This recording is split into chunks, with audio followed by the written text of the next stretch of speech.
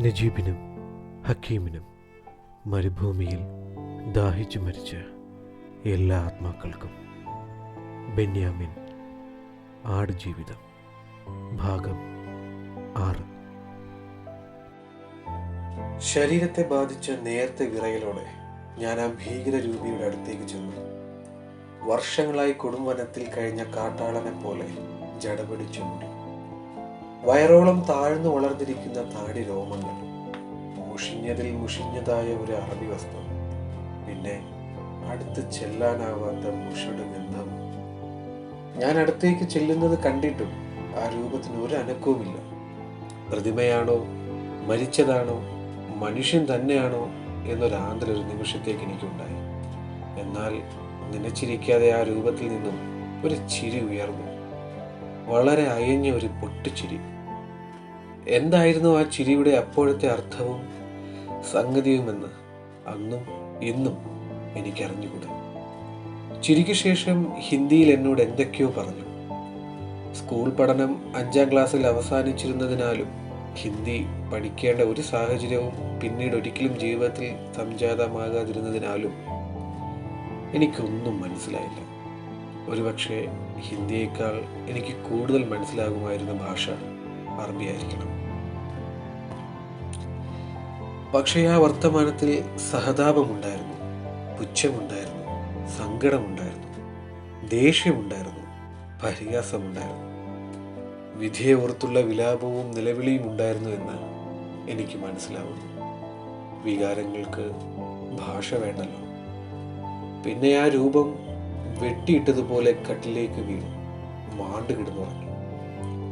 അല്പനേരത്തിനകം ആ രൂപത്തിൽ നിന്നും കനത്ത കൂർക്കമ്പലി ഉയർന്നത് ഞാൻ കേട്ടു. എത്തിപ്പെട്ടിരിക്കുന്ന സാഹചര്യത്തെ പറ്റിയും എടുക്കേണ്ട തൊഴിലിനെ പറ്റിയും ഒരു ഏകദേശ ധാരണ എനിക്കിപ്പോൾ തന്നെ കിട്ടി. ഭാവിയിലെ മറ്റൊരു ഭീകര രൂപിയായി മാറുന്ന എന്നെ പറ്റി ഞാൻ ഒരു നിമിഷം ഞെട്ടലോടെ ഓർത്തു. പക്ഷെ അതിനു മുമ്പ് രക്ഷപ്പെടണം. എവിടേക്ക്? എങ്ങോട്ടെങ്കിലും? എങ്ങനെയും? ഇപ്പോൾ ഈ നിമിഷം തന്നെ അർബാബ് കൂടാരത്തിനുള്ളിൽ ഉറക്കമായി കഴിഞ്ഞിരിക്കണം. ഭീകരരൂപി ഇവിടെയും ഉറക്കമായി കഴിഞ്ഞു. മറ്റാരും എന്നെ കാണാനില്ല. ഓടിയാൽ എവിടെ വരെ ഞാൻ ഓടും? ഏതു വഴി? ഏതു ദിശയിൽ? ഏതു ദേശത്തേക്ക്? ഒന്നും എനിക്കറിഞ്ഞുകൂടാ. നഗരത്തിൽ നിന്നും ഞാൻ വണ്ടിയിൽ യാത്ര ചെയ്ത ദൂരവും സമയവും ഞാൻ എത്തിപ്പെട്ടിരിക്കുന്ന ഇടത്തെ പറ്റി ഒരു ഏകദേശ ധാരണയുടെ ഭീതി എന്നിൽ ഉണർത്തിവിട്ടു. ആ ചിന്ത തന്നെ എങ്ങോട്ടും പോകാനാവാതെ എന്നെ അവിടെ തളച്ചിടുകയും ചെയ്തു. രാത്രി പിടികിട്ടാത്ത വിധം ഒത്തിരി വളർന്നു കഴിഞ്ഞിരിക്കുന്നു.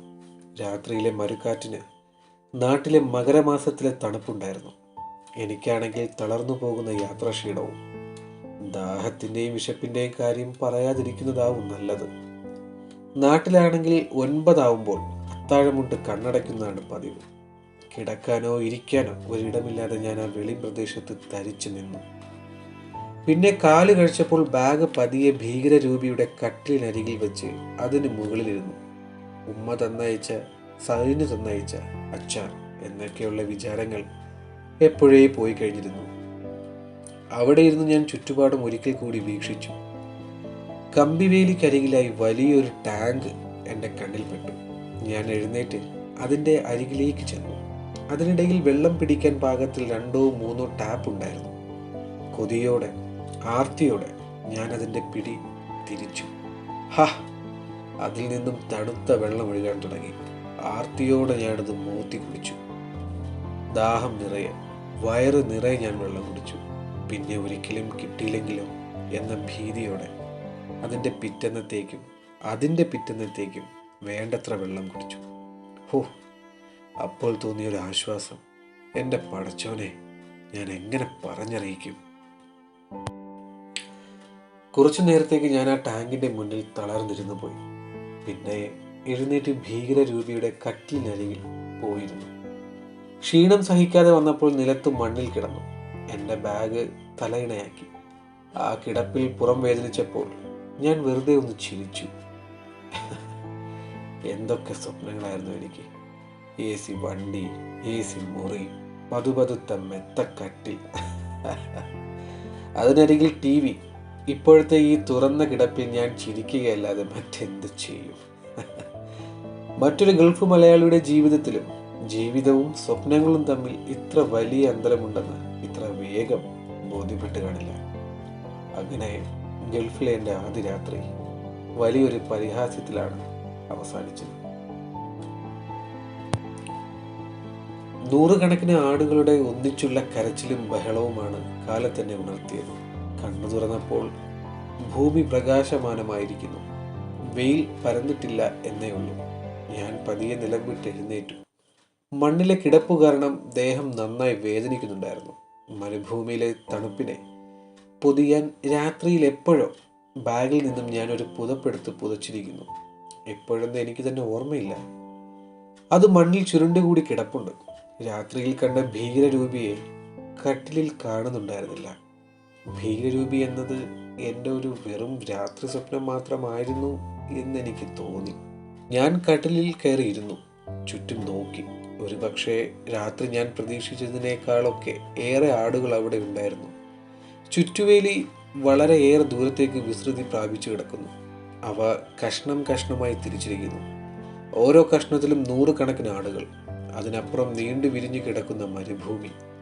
അതിങ്ങനെ നീണ്ട് അങ്ങ് ചക്രവാളത്തിൽ ചെന്ന് തൊടുന്നു. മരത്തിൻ്റെ ഒരു നിഴൽ പോലുമില്ല ആ കാഴ്ചയെ തടുക്കാൻ. ഒരു വശത്തു മാത്രം അല്പം വലിയൊരു കുന്നുണ്ട്. ബാക്കിയെല്ലാം 2 ആൾ 3 ആൾ പൊക്കമുള്ള മൺകൂനകൾ മാത്രം. അത് ഭൂമിയുടെ പരപ്പിനെ നേർപ്രതലം അല്ലാതാക്കുന്നു. ഇത്തിരി കഴിഞ്ഞപ്പോൾ എൻ്റെ സംശയം അസ്ഥാനത്താക്കിക്കൊണ്ട് ഭീകരരൂപി ആടുകൾക്കിടയിൽ നിന്നും വാതിൽ തുറന്നിറങ്ങി വന്നു. അപ്പോഴാണ് ആ രൂപത്തിൻ്റെ ഭീകരത കൂടുതൽ വ്യക്തമായും അടുത്തും ഞാൻ കാണുന്നത്. ദേഹത്തും കയ്യിലുമൊക്കെ അഴുക്ക് പൊറ്റ പിടിച്ചതുപോലെ പറ്റി പിടിച്ചിരിക്കുന്നു. മുടിയിലെയും താടിയിലെയും അഴുക്കും ജടയും പറയേണ്ടതില്ല. കുളിച്ചിട്ട് ഒരു 5 വർഷമെങ്കിലും ആയി കാണുമെന്ന് തോന്നുന്നു. കയ്യിലെ നഖങ്ങൾ വികൃതമായി വളഞ്ഞ് അഴുക്ക് കയറി കറുത്തിരിക്കുന്നു. വസ്ത്രങ്ങൾ കഴുകിയിട്ടൊരു 100 നൂറ്റാണ്ടെങ്കിലും ആയി കാണണം. ഒരു അലൂമിനിയം പാത്രം നിറയെ പാലുമായിട്ടാണ് ഭീകരരൂപി ഇറങ്ങി വന്നത്. അതിൽ നിന്ന് കുറച്ചെടുത്ത് തന്നിട്ട് എന്തോ ഒന്ന് ഹിന്ദിയിൽ പറഞ്ഞു. അടുപ്പത്ത് വെച്ച് ചൂടാക്കിയതുപോലെ ചൂടുണ്ടായിരുന്നു. ആടുകളുടെ മുലയ്ക്ക് ഇത്രയും ചൂടുണ്ടോ എന്ന് ഞാൻ സംശയിച്ചു. എന്തായാലും ചൂടുപാലല്ലേ, കുടിച്ചോളാനായിരിക്കും പറഞ്ഞത്. അങ്ങനെ കരുതി ഞാനിത് വാങ്ങിയ പാടെ മോത്തി കുടിച്ചു. തലേന്നത്തെ വിശപ്പും ദാഹവും ഒക്കെ ഉണ്ടായിരുന്നു. ഒട്ടും ബാക്കി വെച്ചില്ല. ഭീകരരൂപി എൻ്റെ തലക്കിട്ടൊരു കിഴുക്ക് തന്നിട്ട് എന്തോ ഒന്ന് പുലമ്പി. എന്തോ ചോദിക്കാൻ ശ്രമിച്ചു. എന്തോ ദേഷ്യപ്പെടാൻ നോക്കി. ഭാഷയുടെ ഒരു വലിയ മതിൽക്കെട്ടിൽ തട്ടി അതെല്ലാം വിഫലമായപ്പോൾ അരിശം പിടിച്ച നിസ്സഹായതയോടെ ഒരു പാത്രം പാൽക്കൂടി കോരി തന്നിട്ട് അത് അറബാബിന് കൊണ്ടു കൊടുക്കാൻ കയ്യാങ്യം കാണിച്ചു. ഞാൻ ആ പാൽപാത്രവുമായി അറബാബിൻ്റെ കൂടാരത്തിനരികത്തേക്ക് ചെന്നു. അറബാബ് കട്ടിലിൽ കിടക്കുകയായിരുന്നു. ഭീകരരൂപിയിൽ നിന്നും ഏറെയൊന്നും വ്യത്യസ്തനായിരുന്നില്ല അറബാബും. വേഷം മുഷിഞ്ഞതും ദേഹം നാർന്നതുമായിരുന്നു. കുളിക്കുന്നതിൻ്റെ ലക്ഷണങ്ങളൊന്നും ഉണ്ടായിരുന്നില്ല. അറബാബ് എഴുന്നേറ്റിരുന്ന് ഒരു കോട്ടുവ വിട്ടു. പിന്നെ എൻ്റെ കയ്യിൽ നിന്നും പാത്രം വാങ്ങി ആ പാൽ മുഴുവൻ ഒറ്റ വലിക്ക് കുടിച്ചു തീർത്തു. ഒരു 5 ലിറ്റർ പാലെങ്കിലും കാണുമായിരിക്കുന്നു ആ പാത്രത്തിൽ. പാൽപാത്രം തിരിച്ചു തന്നിട്ട് അറബാബ് എന്നോട് എന്തോ ചോദിച്ചു. പതിവ് പോലെ എനിക്കൊന്നും മനസ്സിലായില്ല. ചോദിച്ച കാര്യം എനിക്കൊന്ന് മനസ്സിലാക്കി തരാൻ അറബാബ് ആവുന്ന പണിയൊക്കെ അറബിയിൽ നോക്കി. എൻ്റെ തലയിൽ അതിൻ്റെ ഒരു രശ്മി പോലും കടന്നു ചെന്നില്ല. അറബാബ് ദേഷ്യം കൊണ്ട് നിലത്ത് ചവിട്ടി. അപ്പോൾ മാത്രം അതുവരെ ഞാൻ മനസ്സിൽ കടിച്ചു പിടിച്ചിരുന്ന സങ്കടം കണ്ണീരായി പുറത്തു ചാടി. ഞാൻ അറബാബിൻ്റെ മുന്നിൽ നിന്ന് പൊട്ടിക്കരഞ്ഞു. ഇപ്പോൾ ആലോചിക്കുമ്പോൾ എന്തിനെന്ന് എനിക്കറിയില്ല. പക്ഷേ നിറഞ്ഞു കരഞ്ഞു. അതുവരെ എന്നിലുണ്ടായിരുന്ന സങ്കടവും ദേഷ്യവും വിശപ്പും കരപൊട്ടി ഒഴുകുകയായിരുന്നിരിക്കണം.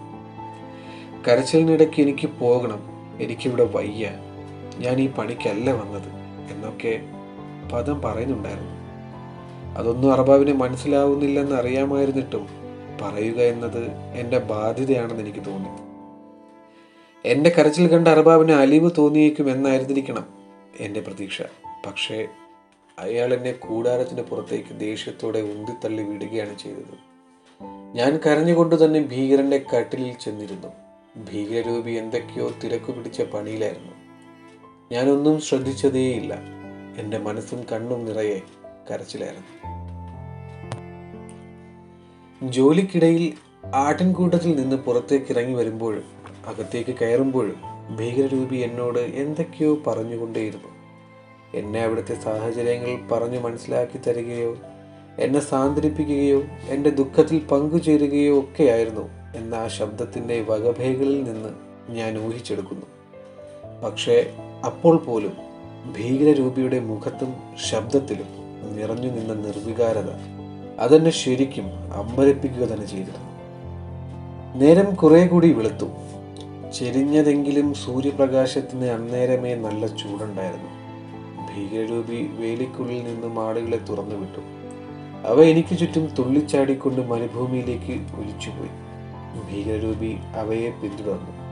ഞാനവിടെ പിന്നെയും തനിച്ചായി. തലേന്ന് രാത്രി എന്നെ അവിടെ ഇറക്കിയിട്ടു പോയ എൻ്റെ സ്വന്തം അറബാബ് അപ്പോൾ അവിടേക്ക് ഒരു കാറിൽ വന്നിറങ്ങി. ഇന്നലത്തെ വണ്ടി പോലെ ആയിരുന്നില്ല അത്. കുറച്ചു ഭേദപ്പെട്ട ഒരു കാറായിരുന്നു. വലിയൊരു കാർ, വലിയൊരു കൂട്ടുകുടുംബത്തിന് യാത്ര ചെയ്യാൻ പാകത്തിലുള്ളത്. ഇന്നലത്തെ പഴഞ്ചൻ വണ്ടി ദൂരെ മാറ്റിയിട്ടിരിക്കുന്നത് അപ്പോൾ മാത്രമേ ഞാൻ ശ്രദ്ധിച്ചുള്ളൂ. ഇന്നലെ രാത്രി അറബാബ് ഈ വണ്ടിയിൽ കയറിയായിരിക്കണം മടങ്ങിപ്പോയത്. എൻ്റെ സ്വന്തം അറബാബിനെ കണ്ടപ്പോൾ എനിക്ക് കുറച്ച് ആശ്വാസം തോന്നി. ഞാൻ അറബാബിൻ്റെ അരികിലേക്ക് ഓടിച്ചെന്നു. തലേന്നത്തെ ദേഷ്യമൊന്നും മുഖത്തുണ്ടായിരുന്നില്ല. എന്നാൽ എന്നെ കണ്ട ഭാവം പോലും നടിക്കാതെ വണ്ടിയുടെ ഡിക്കിയിൽ നിന്നും എന്തൊക്കെയോ എടുത്തുകൊണ്ട് കൂടാരത്തിലേക്ക് നടന്നു. ഞാനൊരു നായയെ പോലെ വാലാട്ടിക്കൊണ്ട് പിന്നാലെ. അറബാബുമാർ തമ്മിൽ കെട്ടിപ്പിടിച്ച് എന്തൊക്കെയോ സ്നേഹസംവാദങ്ങൾ പറഞ്ഞു. ഏതാണ്ട് 5 മിനിറ്റിന്റെ ദൈർഘ്യമുണ്ടായിരുന്നു. പിന്നെ അവർ തമ്മിൽ എന്തൊക്കെയോ സംസാരിച്ചു. ചിലപ്പോഴൊക്കെ അവരുടെ നോട്ടം എന്നിലേക്ക് പാറി വീണതിൽ നിന്നും അതെന്നെക്കുറിച്ചായിരിക്കുമെന്ന് ഞാൻ ഊഹിക്കുന്നു. ഒടുവിൽ രാത്രിയിലത്തെ അറബാബ് എന്തൊക്കെയോ കെട്ടിപ്പെറുക്കി വണ്ടിയുടെ ഡിക്കിയിൽ കൊണ്ടുവച്ചു. പിന്നെ സലാം കൊടുത്ത് ദൂരേക്ക് വണ്ടി ഓടിച്ചു പോയി. ഞാൻ അപ്പോഴും കൂടാരത്തിന് വെളിയിൽ കരഞ്ഞുകൊണ്ട് നിൽക്കുകയായിരുന്നു. എൻ്റെ സ്വന്തം അറബാബ് എൻ്റെ അരികിലേക്ക് ഇറങ്ങി വന്ന് എൻ്റെ തോളിൽ തട്ടി സമാധാനിപ്പിക്കുന്ന മട്ടിൽ എന്തൊക്കെയോ പറഞ്ഞു. അതെന്നെ സമാധാനിപ്പിച്ചില്ലെങ്കിലും എൻ്റെ കരച്ചിൽ കുറച്ചു. പിന്നെ അറബാബ് കൂടാരത്തിനുള്ളിൽ കയറി ഒരു പൊതിയഴിച്ച് ചപ്പാത്തി പോലെയുള്ള ഒരു സാധനം എനിക്ക് കൊണ്ടുതന്നു. കുബൂസ്. അറബാബ് പറയുന്നത് ഞാൻ വ്യക്തമായും കേട്ടു. അപ്പോൾ ഇതാണല്ലേ ഈ കുബൂസ്. ഗൾഫിൽ നിന്ന് വരുന്നവരൊക്കെ ആറ്റുവക്കത്തിരുന്ന് പറയുന്ന വീരവാദ കഥകളിലെ ഞാൻ ചിലപ്പോഴെങ്കിലും ഈ പേര് കേട്ടിട്ടുണ്ട്. കുബൂസ്. തിന്നോളാൻ അറബാബ് ആംഗ്യം കാണിച്ചു. ഞാൻ രാവിലെ പല്ല് തേച്ചിട്ടുണ്ടായിരുന്നില്ല. പ്രാഥമിക കർമ്മങ്ങളൊന്നും നിർവഹിച്ചിട്ടുണ്ടായിരുന്നില്ല. കുളിച്ചിട്ടുണ്ടായിരുന്നില്ല. വീട്ടിലാണെങ്കിൽ ഞാൻ കാലത്ത് ആറ്റിലിറങ്ങി ഒന്ന് മുങ്ങി തോർത്തി വരാതെ, അതെത്ര മഴയാണെങ്കിലും തണുപ്പാണെങ്കിലും, കാപ്പി വെള്ളം പോലും കുടിക്കാറില്ല. പക്ഷേ അന്ന് എൻ്റെ എല്ലാ പതിവുകളും തെറ്റിക്കുന്നതിൻ്റെ തുടക്കമായിരുന്നു. കാലത്ത് തന്നെ ഞാൻ പല്ല് തേക്കാതെ ഒരു കോപ്പ പാൽ കുടിച്ചു കഴിഞ്ഞു. 1.5 ദിവസം നീണ്ടു നിന്ന വിശപ്പ് എൻ്റെ ചിട്ടകളെല്ലാം മറക്കാൻ എന്നെ പ്രേരിപ്പിച്ചു. ഞാൻ കൂടാരത്തിന് പുറത്തിരുന്ന് കുബൂസ് എന്ന പുതിയ ആഹാരം ആർത്തിയോടെ കടിച്ചു പറിച്ചു തിന്നു. മുക്കാനോ തൊടാനോ കൂട്ടാനൊന്നുമില്ലായിരുന്നു. അതിൻ്റെ ആവശ്യവും തോന്നിയില്ല. കാലത്തുണ്ടാക്കിയതിൻ്റെ ചൂടും മധുരവും ആ കുബൂസിനുണ്ടായിരുന്നു. ഓരോ തവണ കടിച്ചു കഴിക്കുമ്പോഴും കുബൂസ് കുബൂസ് എന്നിങ്ങനെ എൻ്റെ മനസ്സ് ആവേശത്തോടെ പുലമ്പിക്കൊണ്ടിരുന്നു. ആർത്തിയോടെ ഒരു 4 എണ്ണം തിന്നു കഴിഞ്ഞപ്പോഴേക്കും ഇനി ഒരിക്കലും മായ്ക്കാനാവാത്ത വിധം ആ പേരെൻ്റെ മനസ്സിലും വയറ്റിലും ഇടം നേടിക്കഴിഞ്ഞിരുന്നു. കുബൂസ്. തിന്നു കഴിഞ്ഞപ്പോൾ അറബാബ് എനിക്കൊരു ഗ്ലാസ് വെള്ളം കൊണ്ടു തന്നു. ഞാനത് വാങ്ങി മോത്തി കുടിച്ചു. അറബാബ് പിന്നെയും ഒരു കുബൂസ് കൂടി എനിക്ക് നേരെ നീട്ടി. ഞാൻ വേണ്ടെന്ന് ആംഗ്യം കാണിച്ചു. എൻ്റെ വയറ് നിറഞ്ഞ് എനിക്ക് തൃപ്തിയായിരിക്കുന്നു. എനിക്ക് സന്തോഷം തോന്നി. അറബാബിന്റെ സ്നേഹത്തിൽ ഞാൻ സന്തോഷിച്ചു. അപ്പോഴേക്കും ഭീകരരൂപി ആടുകളെയും കൊണ്ട് തിരിച്ചു വന്നു. എല്ലാത്തിനെയും കമ്പിവേലിക്കുള്ളിലേക്ക് ഓടിച്ചു കയറ്റി. പിന്നെ കൂടാരത്തിന് മുന്നിൽ വന്നിരുന്നു. അറബാബ് അവന് 5 or 6 കുബൂസ് കൊടുത്തു. ഒറ്റ ഇരിപ്പിന് പച്ച വെള്ളത്തിൽ മുക്കി അതെല്ലാം അവൻ തിന്നു തീർത്തു. ഒരു മൊന്ത വെള്ളവും കുടിച്ചു. പിന്നെ ഒന്നും മിണ്ടാതെ എഴുന്നേറ്റ് പോയി. തിന്നുകൊണ്ടിരുന്ന നേരത്തെല്ലാം ഞാൻ ഭീകരരൂപിയുടെ മുഖത്തു തന്നെ നോക്കിയിരിക്കുകയായിരുന്നു. വേദനകളും ദുഃഖങ്ങളും എല്ലാം ഉറഞ്ഞു പോയ ഒരു ജീവിതം മാത്രമാണ് എനിക്കവിടെ കാണാൻ കഴിഞ്ഞത്. അവൻ ജോലി തുടരുകയായിരുന്നു, ഒരു നിമിഷത്തിന്റെ പോലും വിശ്രമമില്ലാതെ. അർബാബ് എഴുന്നേറ്റ് പോയി വണ്ടിക്കകത്ത് നിന്നും ഒരു കുപ്പായവും ബൂട്ടും എനിക്ക് എടുത്തുകൊണ്ട് തന്നു. ഞാൻ ആ കുപ്പായം ഒന്ന് നിവർത്തി. അതിൽ നിന്നുയർന്ന പൂത്തലിച്ച ഗന്ധം കൊണ്ട് എനിക്ക് ഛർദ്ദിക്കാൻ തോന്നി.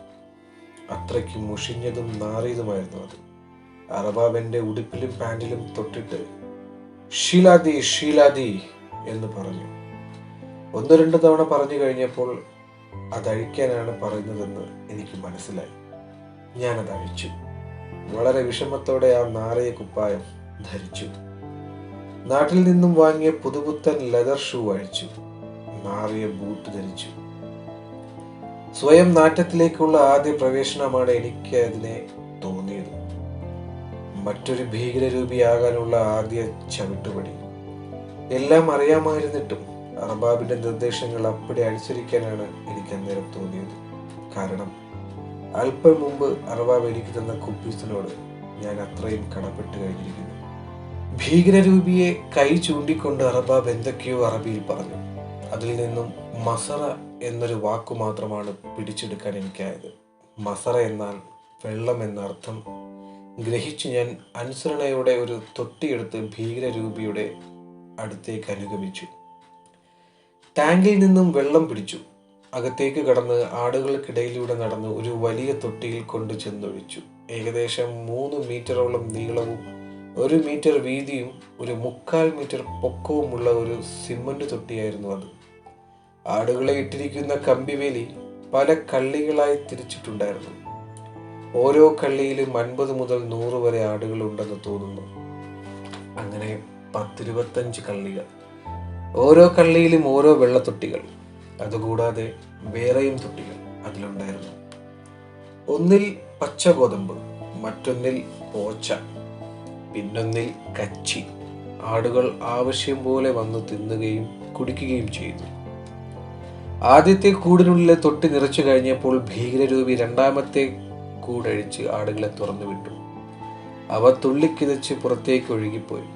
അവയെ പിന്തുടർന്നു പോകുന്നതിന് മുൻപ് ആ കൂട്ടിലെ തൊട്ടി ചൂണ്ടിക്കൊണ്ട് അറബിയിലോ ഹിന്ദിയിലോ എന്തൊക്കെയോ പറഞ്ഞു.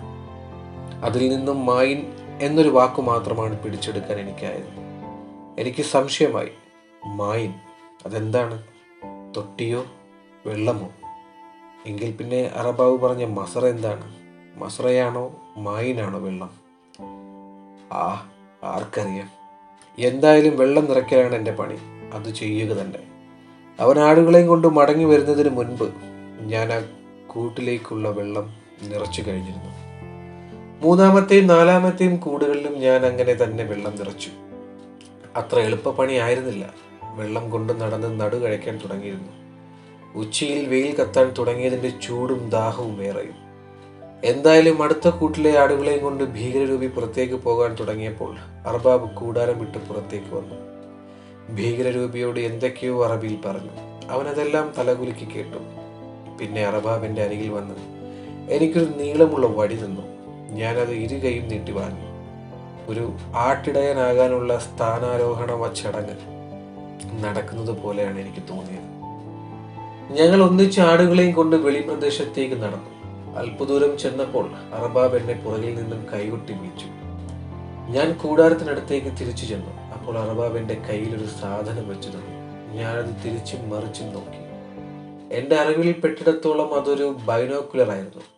എന്തിനാണ് അർബാബ് അതെനിക്ക് തന്നത്? എനിക്കൊരു പിടിയും കിട്ടിയില്ല. പിന്നെ ആടുകൾ എവിടെയെങ്കിലും ഓടിപ്പോകുകയാണെങ്കിൽ കണ്ടുപിടിക്കാനാവുമെന്ന് കരുതി ഞാനിതുമായി ആടുകൾക്ക് പിന്നാലെ പോകാനായി. ചൂഫ് ചൂഫ്. അതിലൂടെ നോക്കാൻ അർബാബ് എന്നെ പ്രോത്സാഹിപ്പിച്ചു. എനിക്ക് കൗതുകം തോന്നി. ഞാൻ ആദ്യമായിട്ടായിരുന്നു ഒരു ബൈനോക്കുലർ കാണുന്നത്. ഞാൻ അതിൻ്റെ ഇരട്ടക്കണ്ണിലൂടെ നോക്കി. ഓഹ്, ഞാൻ അതിശയിച്ചു പോയി. എന്തൊരു വ്യക്തത! കിലോമീറ്ററുകളോളം ദൂരം അകത്ത് കാണിക്കുന്ന അത്ര വ്യക്തത. ദൂരെയായി കഴിഞ്ഞ ആടുകളുടെ ഓരോ പുള്ളിയും പൊട്ടും വരെ അതിൽ വ്യക്തമായി കാണാമായിരുന്നു. ചുറ്റോട് ചുറ്റുമുള്ള ഭൂമി ഒരു വട്ടം ഞാൻ നോക്കി കണ്ടു. എനിക്ക് സന്തോഷമായി. ചൂഫ്, അർബാബ് ചോദിച്ചു. ഞാൻ നല്ലതെന്ന് തല കുലുക്കി. അർബാബ് അതെന്റെ കയ്യിൽ നിന്ന് വാങ്ങി കൂടാരത്തിനുള്ളിൽ കൊണ്ടുവച്ചു. പിന്നെ തലയിണ പൊക്കി അതിനടിയിൽ നിന്ന് ഒരു ഇരട്ടക്കുഴൽ തോക്ക് വലിച്ചെടുത്തു. പുറത്തേക്കിറങ്ങി ആകാശത്തേക്ക് വട്ടം പിടിച്ചു. വളരെ അകലേക്കൂടി ഏതോ ഒരു പക്ഷി വട്ടമിട്ട് പോകുന്നതുണ്ടായിരുന്നു. ഉന്നം നോക്കി അർബാബ് വെടിപൊട്ടിച്ചു. കൃത്യം ആ പക്ഷി ആകാശത്ത് നിന്ന് നിലം തെറ്റി വീഴുന്നത് ഞാൻ കണ്ടു. ഒരു ചിറി കൊട്ടിയ ചിരിയോടെ അർബാബ് എന്നെ നോക്കി. ഞാൻ ഭയന്നു പോയിരുന്നു. ചൂഫ്, വീണ്ടും അർബാബ് ചോദിച്ചു. ഞാൻ അതേന്ന് തലകുലുക്കി. അർബാബ് എന്നെ ആടുകൾക്ക് പിന്നാലെ പറഞ്ഞു വിട്ടു. ഒരിക്കലും രക്ഷപ്പെടാനാവാത്ത വിധം എൻ്റെ ജീവിതം ആ ആടുകളുടെ ഇടയിൽ ബന്ധപ്പെട്ട് കഴിഞ്ഞിരിക്കുന്നു എന്ന നിമിഷം എനിക്ക് പൂർണ്ണമായും ബോധ്യം വന്നു. രക്ഷപ്പെടലിനെ കുറിച്ച് തലേന്നു രാത്രി കണ്ട എല്ലാ വിചാരങ്ങളെയും പടം പൊഴിക്കുന്ന പോലെ പൊഴിച്ചു കളഞ്ഞിട്ട് ഞാൻ മരുഭൂമിയിലേക്ക് നടന്നു. അപ്പോൾ എന്നിൽ നിറഞ്ഞു നിന്നത് ശൂന്യത മാത്രമായിരുന്നു എന്ന് ഞാൻ ഓർക്കുന്നു. ഭീകരരൂപി ആടുകളെയും കൊണ്ട് ഏറെ മുന്നിലായി കഴിഞ്ഞിരിക്കുന്നു. ഞാൻ മരുഭൂമിയിലേക്ക് നോക്കി. ഞാൻ കേട്ടറിഞ്ഞിട്ടുള്ളതും വല്ലപ്പോഴും ഏതെങ്കിലുമൊക്കെ ചിത്രങ്ങൾ കണ്ടിട്ടുള്ളതുമായ മരുഭൂമിയിൽ നിന്നും തികച്ചും വ്യത്യസ്തമായിരുന്നു ആ പ്രദേശം. മരുഭൂമി എന്ന് കേൾക്കുമ്പോൾ മനസ്സിൽ ആദ്യം എത്തുക മണലിൻ്റെ വലിയ തിരയും കുന്നുകളുമാണ്. പക്ഷേ ഇവിടെ അതൊന്നുമില്ല. നല്ല കട്ടി മണ്ണ്, നല്ല മുഴുത്തുരുണ്ട കല്ലുകൾ. നമ്മുടെ കിഴക്കൻ പ്രദേശങ്ങളിലൊക്കെ പോയിട്ടുള്ള കാലത്ത് ഞാൻ അതിന് തത്തുല്യമായ ഭൂവിഭാഗങ്ങൾ കണ്ടിട്ടുണ്ട്. ഒരു വ്യത്യാസം മാത്രം. നമ്മുടെ നാട്ടിൽ ഈ മണ്ണിലും കല്ലിലുമെല്ലാം വള്ളിച്ചെടികൾ പടർന്നു കിടക്കുന്നുണ്ടെങ്കിൽ ഇവിടെ പച്ചപ്പിൻ്റെ ഒരു പൊടി പോലും കാണുന്നില്ല. വന്ധ്യമായ തരിശിടങ്ങൾ. പിന്നെന്തിനീ ആടുകളെയും കൊണ്ട് പുറത്തു പോകുന്നു എന്ന സംശയമായിരുന്നു എനിക്ക്. ആടുകൾ അതിൻ്റെ ജന്മവാസം കൊണ്ട് ഭൂമി മണത്ത് പച്ചിലകൾ തപ്പി നടക്കുന്നു എന്നല്ലാതെ യാതൊന്നും അതിൻ്റെ വായിൽ തടയുന്നുണ്ടായിരുന്നില്ല. കുറേ ദൂരം ചെന്നപ്പോഴേക്കും ഞാൻ ഭീകരരൂപിക്കും ആടുകൾക്കും ഒപ്പമെത്തി. ആടുകളെ നടക്കാൻ വിട്ടിട്ട് ഭീകരരൂപി അവിടെ ഒരു കല്ലിലിരുന്നു. മറ്റൊന്നും ചെയ്യാനില്ലാത്തത് കൊണ്ടും മറ്റെന്തു ചെയ്യണമെന്നറിയാത്തത് കൊണ്ടും ഞാൻ അവിടെ മാറി മറ്റൊരു കല്ലിലിരുന്നു. എനിക്കപ്പോൾ എന്തൊക്കെയോ അയാളോട് ചോദിക്കണമെന്നുണ്ട്. പക്ഷേ ഭാഷ. പിന്നെ എൻ്റെ കയ്യിലുള്ള ഏക വിനിമയ മാർഗം ആംഗ്യങ്ങളാണ്. എന്നാൽ അവ ശ്രദ്ധിക്കാൻ അയാൾ എന്നെ ഒന്ന് നോക്കുന്നത് കൂടിയില്ല. അയാളുടെ നോട്ടം എങ്ങോട്ടാണ്? ആകാശത്തിലേക്കും ഭൂമിയിലേക്കുമല്ല, ശൂന്യതയിലേക്കാണെന്ന് എനിക്ക് തോന്നി. കുറച്ചു നേരം കഴിഞ്ഞപ്പോൾ അയാൾ എഴുന്നേറ്റ് ആടുകളെ കൂട്ടിത്തെളിക്കാൻ തുടങ്ങി. അതിത്തിരി പ്രയാസമുള്ള പരിപാടിയായിരുന്നു. 50 100 ആടുകൾ കാണും. അതിലൊരെണ്ണം അങ്ങോട്ടോടുമ്പോൾ മറ്റൊരെണ്ണം വേറൊരു വഴിക്കോടും. അതിനെ അടികൊടുത്ത് വഴിക്ക് കൊണ്ടുവരുമ്പോഴേക്കും അടുത്തത് മറ്റൊരു വഴിക്ക് തിരിഞ്ഞിരിക്കും. വല്ല വിധേനയും എല്ലാത്തിനെയും ഒരുമിച്ച് കൂട്ടി ഭീകരരൂപി കൂട്ടിലേക്ക് നടന്നു. എനിക്കൊന്നും അറിയാത്തത് കൊണ്ട് എല്ലാം കണ്ടു നിൽക്കുക എന്നൊരു ജോലി മാത്രമായിരുന്നു എനിക്കുണ്ടായിരുന്നത്. ഞങ്ങൾ ആടുകളെയും കൊണ്ട് കൂട്ടിലെത്തി. അവിടെ എത്താറായപ്പോൾ അയാൾ ഹിന്ദിയിൽ എന്തോ ചിലത് എന്നോട് പറഞ്ഞു. നീ ആടുകളെയും കൊണ്ട് മസറയിലേക്ക് ചെല്ല്, ഞാനിതാ വരുന്നു എന്നാണെന്ന് ഞാൻ ഊഹിച്ചു. അപ്പോൾ മസറ എന്നാൽ ആട്ടിൻകൂട് എന്നാണ് അർത്ഥം. അപ്പോൾ മായിൻ വെള്ളം തന്നെ എന്നുറപ്പിക്കാം. അങ്ങനെ അറബി വാക്കുകൾ ഓരോന്നായി വരട്ടെ. ഞാൻ ആടുകളെ കൂട്ടിലെത്തിച്ചു. അയാൾ പോച്ചയുമായി വന്നു.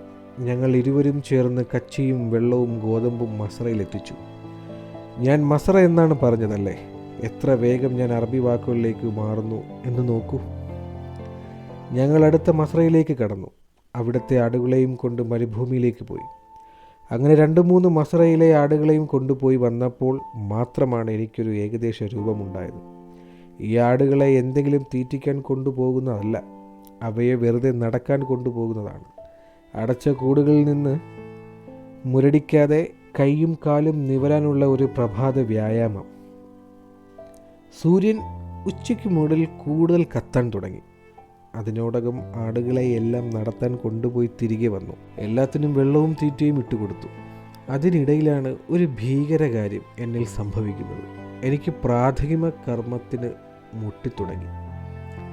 തലേന്ന് വിമാനത്തിൽ കയറുന്നതിന് മുൻപ് എപ്പോഴോ ഞാൻ സാധിച്ചതാണ്. തലേന്ന് മുഴുവൻ ഒന്നും കഴിക്കാതെ അങ്ങനെ പോയി. എന്നാൽ കാലത്ത് 3-4 ഖുബൂസ് അകത്താക്കിയിട്ടുണ്ട്. അതിൻ്റെ തള്ളലാണ്. പക്ഷേ എവിടെ പോയി ഞാനിത് സാധിക്കും? എനിക്ക് പോകണമെങ്കിൽ കക്കൂസിൻ്റെ 4 ചുവരുകളുടെ മറവ് വേണമെന്നൊന്നുമില്ല. ഞാനങ്ങനെ ശീലിച്ചിട്ടുമില്ല. പക്ഷേ നാട്ടിൽ വല്ല ആറ്റിൻ പറമ്പിലും കുറ്റിക്കാട്ടിലും കയറി കാര്യം സാധിക്കാം. ഒരു പ്രശ്നവുമില്ല. ആറ്റിലിറങ്ങി ശൗചം കഴിക്കുകയും ആവാം. ഇത് പക്ഷേ ഒരു നിവൃത്തിയുമില്ല. ചുറ്റോടു ചുറ്റും മലക്കെ തുറന്ന് വെളിപ്രദേശമാണ്. എല്ലാവരും ചെയ്യുന്ന കാര്യമാണെങ്കിലും എല്ലാവർക്കും അറിയാവുന്ന കാര്യമാണെങ്കിലും ചില കാര്യങ്ങൾക്ക് നാം മനുഷ്യർ അല്പം ഗോപ്രത ആഗ്രഹിക്കുന്നുണ്ട്, അല്ലേ? ഇക്കാര്യം നിങ്ങളുമായി പങ്കുവയ്ക്കണോ എന്ന് ആദ്യം ഞാൻ ചിന്തിച്ചതാണ്. എന്നാൽ വേണമെന്ന് ഞാൻ തീരുമാനിക്കുകയായിരുന്നു. കാരണം മനുഷ്യൻ ഏറ്റവും നിസ്സാരമെന്ന് കരുതുന്ന ചില കാര്യങ്ങൾ പോലും ചില സന്ദർഭങ്ങളിൽ ചിലരെ എങ്ങനെ അലട്ടുന്നു എന്നും വലിയ മാനസിക പ്രശ്നങ്ങളിൽ കൊണ്ടു ചെന്നെത്തിക്കുന്നു എന്നും കാണിക്കാനായി മാത്രം. അതൊക്കെ ഇല്ലെങ്കിൽ ഈ കഥ പറച്ചിൽ കൊണ്ട് എന്തർത്ഥം? കാര്യങ്ങളൊക്കെ ശരി, പക്ഷേ അങ്ങനെ വല്ലതും പിടിച്ചു വെച്ചേക്കാവുന്ന കാര്യമാണോ ഇത്? നിമിഷം കഴിയുന്തോറും വയറ്റിൽ വേദന പെരുകുകയാണ്. ഞാൻ പതിയെ മസറയുടെ എതിർവശത്തേക്ക് പോയി. എനിക്കും അർബാബിനും ഇടയിൽ, എനിക്കും ഭീകരരൂപിക്കും ഇടയിൽ ഇപ്പോൾ ആടുകളുടെ മസറയുടെ ചെറിയൊരു മറവുണ്ട്. അത്യാവശ്യത്തിന് അത് മതി. ഞാൻ കണ്ണടച്ചിരുന്ന് കാര്യം സാധിച്ചു.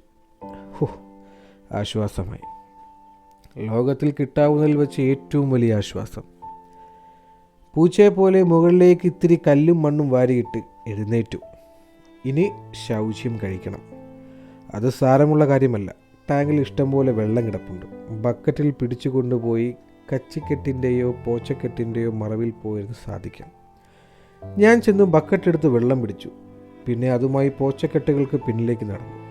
ചിന്തയിൽ ആദ്യത്തെ തുള്ളി വെള്ളം വീഴുന്നതിന് മുൻപ് എൻ്റെ പുറത്ത് ചാട്ടയുടെ ഒരു അടി വീണു. അപ്രതീക്ഷിതമായ ആ അടിയിൽ എൻ്റെ പുറം പുളഞ്ഞുപോയി. ഞാൻ ഞെട്ടിത്തിരിഞ്ഞു നോക്കി.